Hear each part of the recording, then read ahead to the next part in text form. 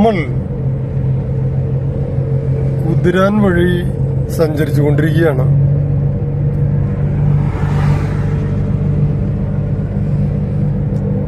കുതിരാൻ ഒരു ചെറിയ ഒരു മീനല്ല എന്ന് പറഞ്ഞ പോലെ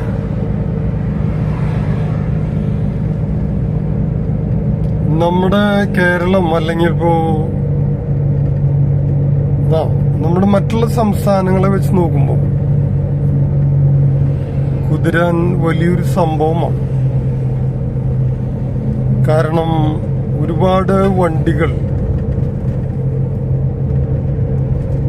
വന്നു പോകുന്നൊരു സ്ഥലമാണ്. ഒരുപാട് ട്രാഫിക് ബ്ലോക്കുകളും ഒരുപാട് മരണങ്ങളും നടന്നിട്ടുള്ളൊരു സ്ഥലമാണ്.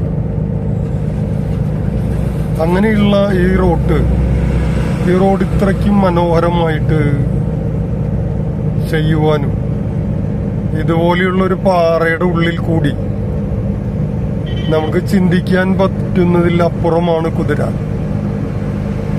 അതിന്റെ ഉള്ളിൽ കൂടി തുരങ്കം സൃഷ്ടിച്ചുകൊണ്ട് നമ്മൾ ചെറിയ ക്ലാസ്സിലൊക്കെ പഠിക്കണ പോലെ ഒരു ഓട്ടയുണ്ടാക്കി കഴിഞ്ഞാൽ അപ്പുറത്തേക്ക് പോകാം, അല്ലെങ്കിൽ അതുപോലെയുള്ള ഓരോ കഥകൾ നമ്മൾ കേട്ടിട്ടുണ്ടാവും. ഇത് അത്തരത്തിലൊരു കഥയെ വെല്ലുമാറ് ഒരു കൂറ്റൻ പാറയെ തുളച്ചുകൊണ്ടാണ് ഈ കുതിരാൻ തുരങ്കം പോകുന്നത്.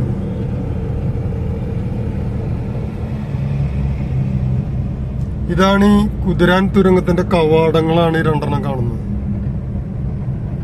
അതായത് വലിയൊരു കൂറ്റൻ പാറ തുരന്നുകൊണ്ട് സത്യത്തിൽ ഈ വഴിക്ക് യാത്ര ചെയ്യുമ്പോൾ എനിക്ക് തോന്നാറുണ്ട് വണ്ടികളൊക്കെ വളരെ പെട്ടെന്ന് പോകുമ്പോഴേ ഇതിന്റെ ഉള്ളിൽ കൂടെ പോകുമ്പോ പേടിയാവോ എന്നുള്ളൊരു ഡൗട്ട്. വലിയൊരു പാറല്ലേ, ചിലപ്പോ ഇതാ പൊട്ടിട്ട് എന്റെ വണ്ടിയുടെ മുകളിലേക്ക് വീണാലോ എന്ന് എനിക്കൊരു ഭയം. അപ്പൊ ആളുകളൊക്കെ ഇങ്ങനെ ചീറി പാഞ്ഞിട്ട് ലൈറ്റൊക്കെ ഇട്ടിട്ടൊരു ജാതി പോക്കാൻ പോവും. അപ്പൊ ഞാൻ വിചാരിക്കേ പെട്ടെന്ന് ഈ പാറ ഇങ്ങനെ പൊട്ടിയതിന്റെ ഉള്ളിൽ നമ്മളെ പെട്ടി കഴിഞ്ഞു കഴിഞ്ഞാൽ ആള് ചത്തുപോയില്ലേ. അപ്പൊ ദൈവമേ, ഈ വഴിക്ക് പോകുമ്പോഴൊന്നും അങ്ങനെ ഉണ്ടാവില്ലട്ടോ. ഇതിന്റെ വർക്കുകളൊക്കെ നോക്കി നടത്തണവരെ അത്രയ്ക്കും കറക്റ്റായിട്ട് നോക്കി നടത്തിയോളോ. കാരണം ഇതിൽ ജനങ്ങള് പോകേണ്ടതാണ്. നമ്മള് വിചാരിക്കും ഇതിലെങ്ങനെയെങ്കിലും അങ്ങോട്ട് കടന്ന് രക്ഷപ്പെടാന്ന്. നമ്മളെ ജീവിതം അതുപോലെ തന്നെയാണ്. ഈ കുതിരാൻ തുരങ്കം പോലെ തന്നെയാണ് നമ്മുടെ ജീവിതവും.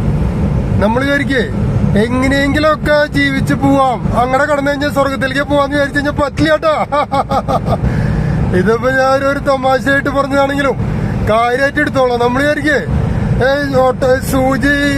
സൂചിക്കോളിലൂടെ ഒട്ടകം കടക്കണമെന്ന് പറഞ്ഞ പോലെ ഇതിന്റെ ഉള്ളിൽ കൂടെ കടന്നു പോയി കഴിഞ്ഞാൽ നമുക്ക് ജീവിതം അയ്യോ സ്വർഗത്തിലേക്ക് പോവാന്ന് വിചാരിക്കരുത്.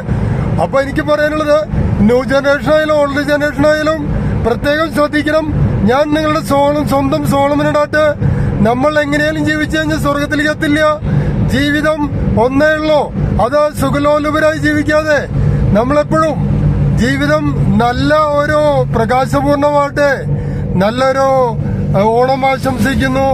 നല്ലൊരു ന്യൂജന്റെ ഒരു ഓണാശംസകൾ എന്റെ വക കൊടുക്കുന്നു.